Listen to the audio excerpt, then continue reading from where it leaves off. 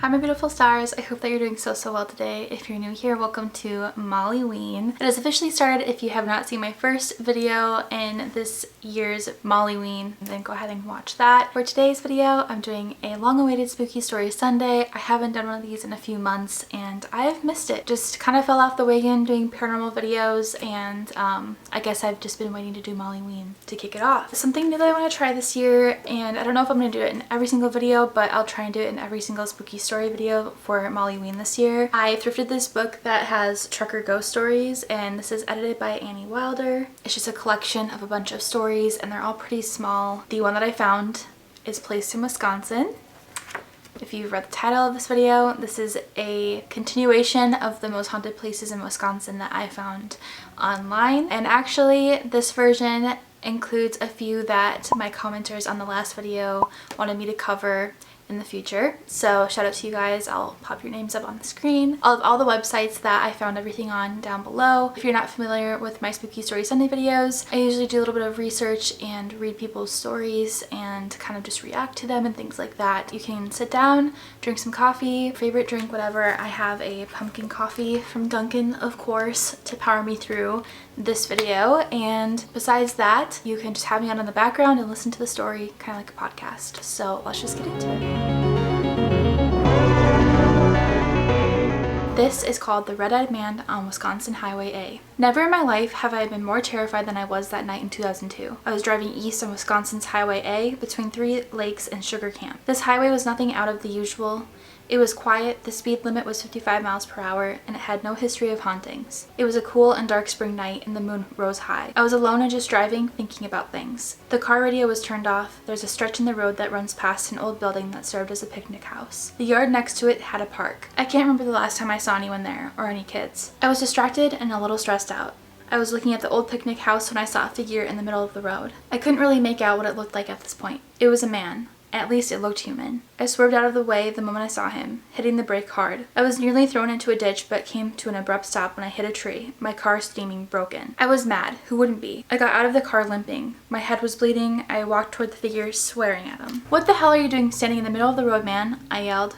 The man had his back to me. He was wearing a trench coat and turned around to face me.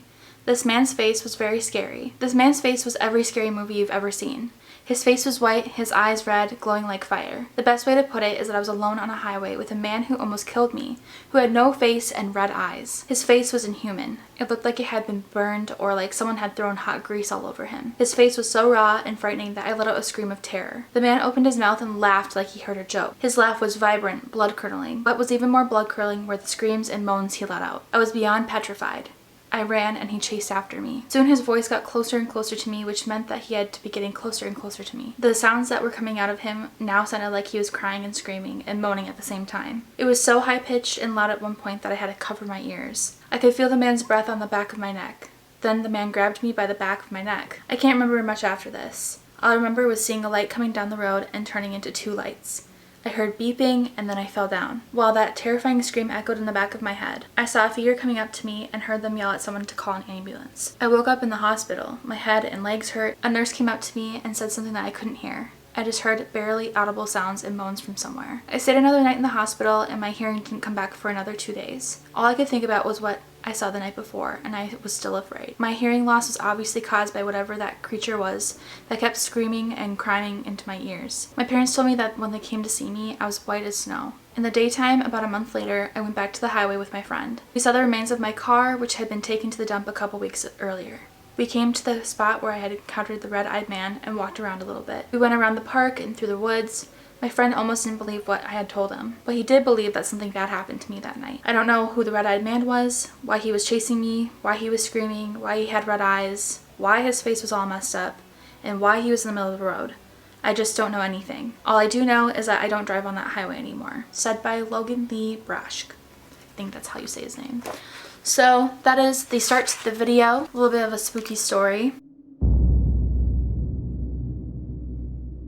So the first place that people commented about, or one person in particular, they talked about Seven Bridges, and I guess this is haunted, and I think it's in Milwaukee, but it's Grant Park's Seven Bridges Trail. There's a welcoming sign that says, "Enter this wild wood and view the haunts of nature." So that's what welcomes walkers into the trail. Claims of supernatural experiences are abound in Grant Park. Some people report seeing a misty apparition on the covered bridge, either coming up from the main bridge or suddenly appearing next to them as they cross the entrance over the ravine. Other people have spotted glowing apparition of a woman clad in white seeking children who are rumored to have long ago drowned in Lake Michigan's cold depths, unpaved portion of the trail near the beach. Nocturnal walkers passing the stone bench have reported hearing terrified screams from deep in the empty woods. It sounds like skinwalkers. I know that they like mimic people, so that could be a possibility. Those who continue undeterred along the paths have heard disembodied footsteps walking toward them, accompanied by heavy breathing.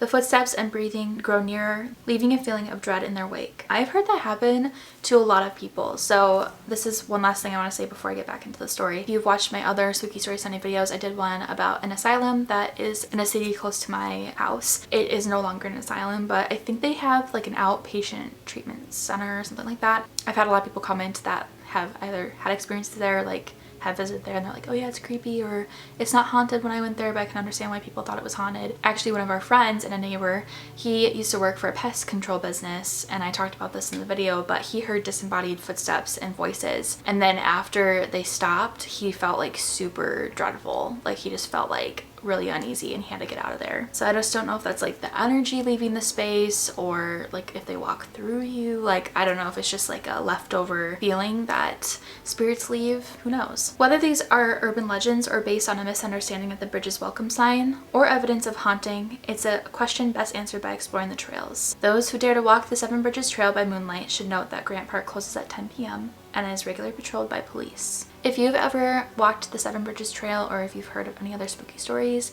please comment those down below. I also got asked about the Ludwig Mansion in Monroe, Wisconsin, and I have never heard of this before, but I have heard of Monroe, so it was cool, and I found this website called ghostquest.net. It's really cool, so if you live in Wisconsin yourself, you went to school in Wisconsin, grew up, moved, have just interest in the paranormal in Wisconsin, this website is really cool. I have it linked down below, of course, and it has like every single city in Wisconsin and then like places that are haunted there. So I thought it was really cool.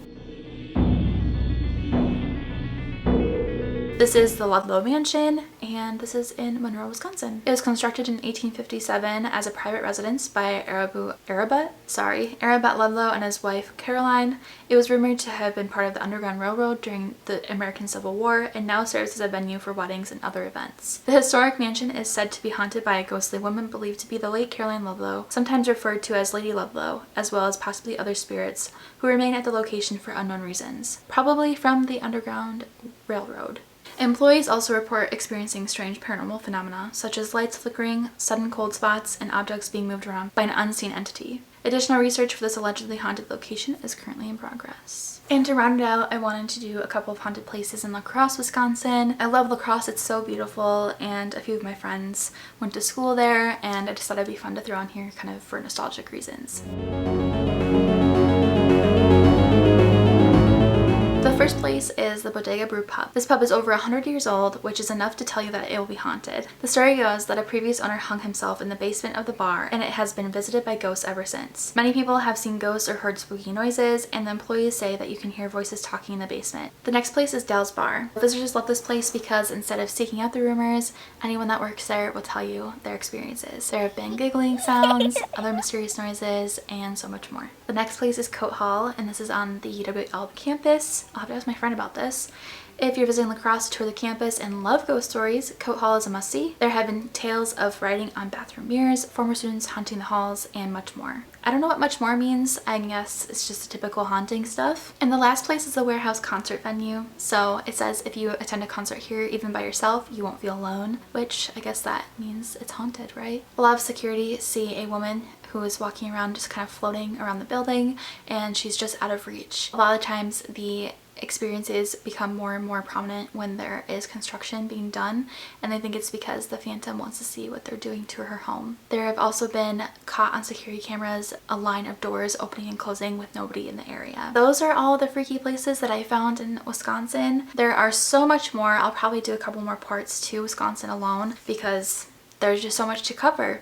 If there are other places or your favorite places that you want for me to cover, definitely comment those down below. And until next time, stay spooky and shine bright. Bye!